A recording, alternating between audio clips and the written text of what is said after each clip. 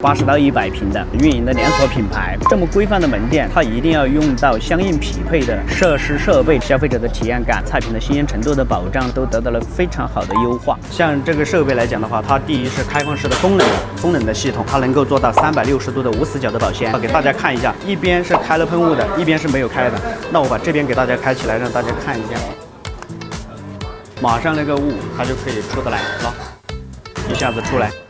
喷雾的作用呢，主要是给菜品保湿作用的。设备是风冷的，冷气儿一直吹的话，它会带走菜品的水分。有喷雾这一块来给菜品补足被吹走的那一部分水分，这样子菜品会一直呈现一种非常好的一种状态。